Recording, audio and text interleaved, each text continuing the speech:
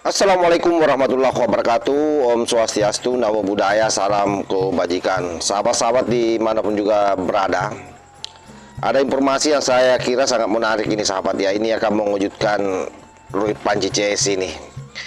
Jadi biasanya kan Panji itu kalau mendengar informasi bahwa ada progres di kepolisian, itu seolah-olah senang, tapi sesungguhnya itu akan mengejutkan dia karena semakin mempercepat kasus ini berjalan dan harapan kita semua ya berakhir bisa P21, yakni pada hari Senin itu disampaikan langsung oleh Humas Polda Metro Jaya bahwa akan menggelar perkara khusus atas permintaan Panji CS, dan itu akan melibatkan pihak eksternal.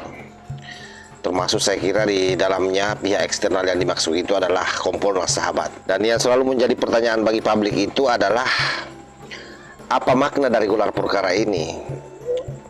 Apalagi ini gelar perkara khusus. Apakah ada hubungannya nanti bahwa setelah gelar perkara khusus ini dilakukan, para tersangka bisa langsung ditahan?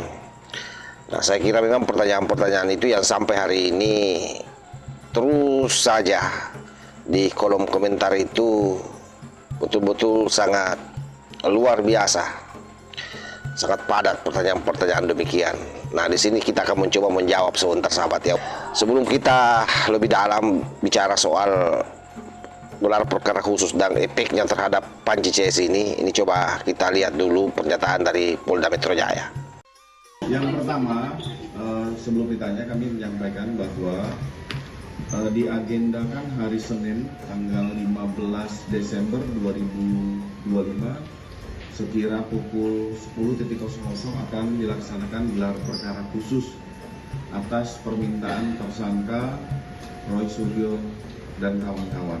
Jadi hari Senin akan dilaksanakan gelar khusus, akan dihadiri pihak internal maupun eksternal. Bagi contoh dari Ibnu Asum, dari Propam, Divkum, dan eksternal ada Kompolnas, Ombudsman, ini akan kita hadiri. Saya kira jelas ya apa yang disampaikan oleh pihak Polda Metro Jaya bahwa hari Senin akan ada yang namanya gelar perkara khusus sahabat.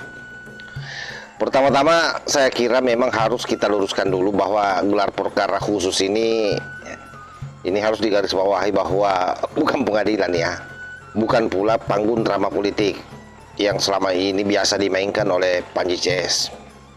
Tetapi gelar perkara khusus ini adalah merupakan mekanisme internal kepolisian yang biasanya itu diminta oleh pihak tersangka atau kuasa hukumnya, di mana dia akan meminta evaluasi ulang terhadap proses penyidikan yang sedang berjalan sahabat. Artinya apa? Artinya pihak tersangka merasa ada kekeliruan dalam penetapan statusnya sebagai tersangka. Itu yang pertama. Yang kedua, keberatan atas pasal yang disangkakan, terutama pasal 32 dan 35 itu yang memang 12 tahun sahabat ancamannya. Itu yang membuat mereka semua ini meradang.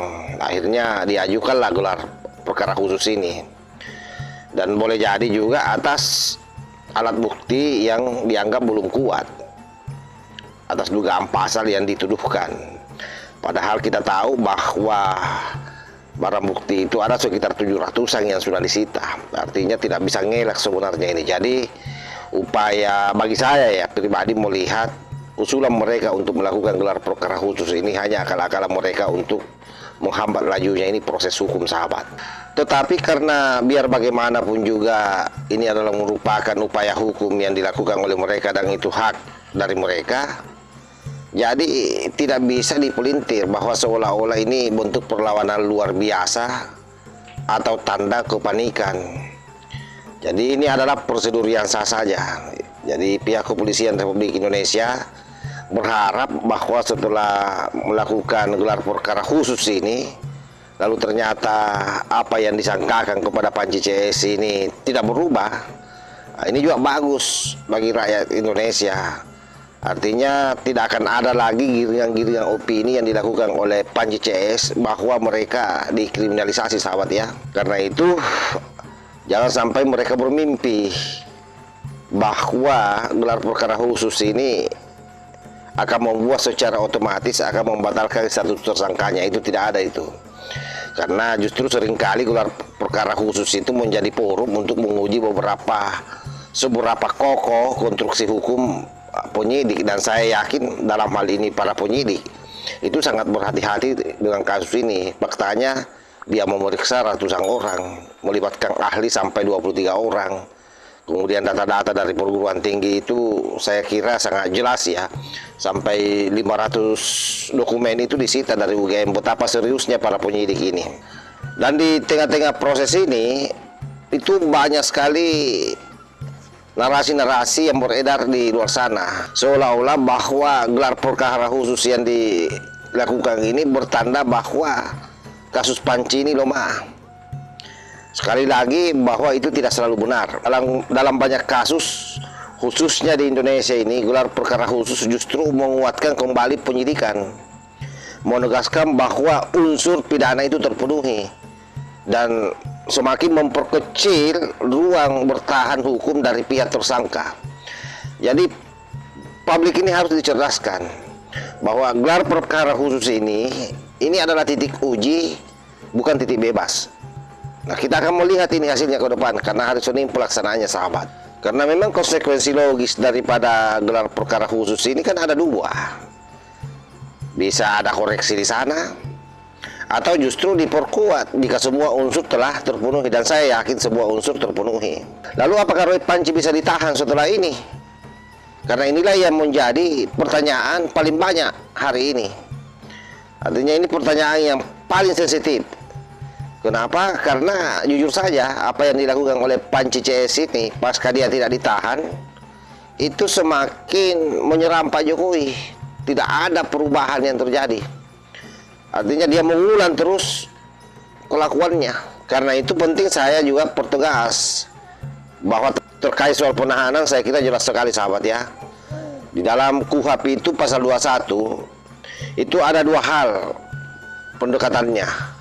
Pertama, pendekatan objektif, artinya ancaman pidana itu minimal 5 tahun. Itu sudah bisa langsung ditahan. Dalam kasus pencemaran nama baik, khususnya jika dikaitkan dengan undang-undang IT, syarat itu bisa terpenuhi, tergantung pasal yang dikenakan dan konstruksi perkaranya, sahabat.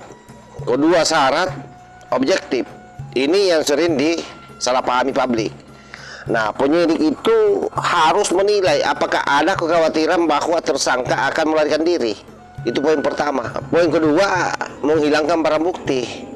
Kemudian poin ketiga itu mengulangi perbuatannya. Dan itulah yang selama ini Panci lakukan terus-menerus. Karena kita tahu bahwa pernyataan-pernyataan yang dipersoalkan itu terus diulang, terus disebarkan ke ruang publik, dan menimbulkan kegaduhan yang luas.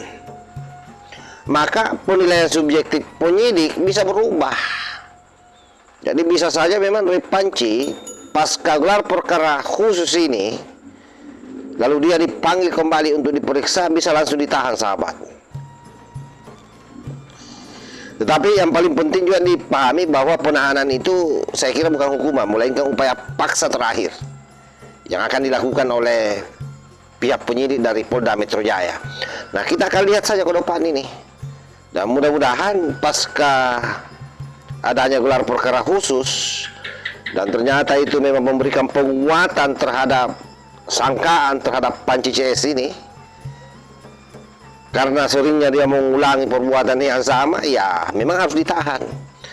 Karena informasinya kemarin itu desas-desus yang pernah disampaikan oleh Faisal Asegaf dia tidak ditahan itu karena ada di belakang layar yang menginginkan ini damai. Tapi kan hari ini kita tahu bahwa Pak Jokowi sendiri tidak mau damai. Dia mau lanjut sampai ke pengadilan. Jadi siap-siap saja Panci minggu depan ditahan.